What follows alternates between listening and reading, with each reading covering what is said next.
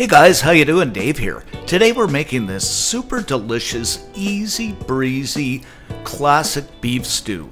I know you're going to love it, so let's get started.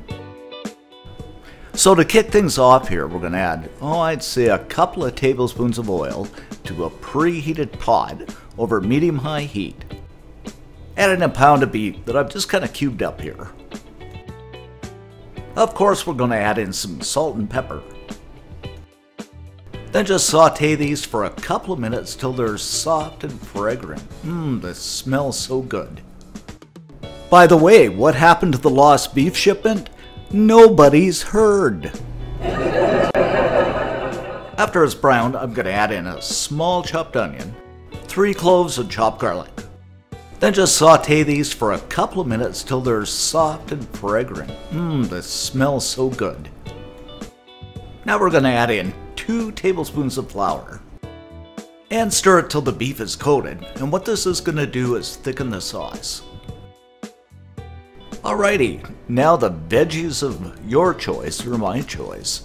1 large chopped carrot, a green bell pepper, you can use red as well, 2 stalks of chopped celery, half a cup of frozen peas, a large chopped potato, then a 28-ounce can of diced tomatoes. You want that liquid left in there because it just makes it really good. Add in a cup of beef stock or vegetable stock, it's entirely up to you. A couple of bay leaves, a teaspoon of thyme just for some extra flavor. And last but not least, a tablespoon of Worcestershire sauce. You can use soy sauce too. So what I'm going to do is mix this up.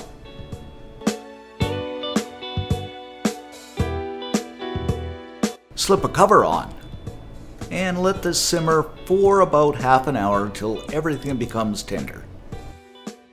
After about half an hour, there you have it guys, our super yummy delicious beef stew.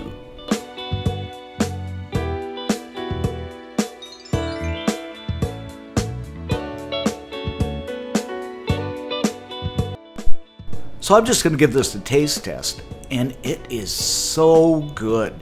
The beef is tender, the veggies, and it's perfect for a meal prep too. You're going to love this, so give it a try definitely. For the recipe on this, you can always find it at cookandshare.com. You're going to love it, all kinds of cool stuff on there. Thanks for watching, and see you next time.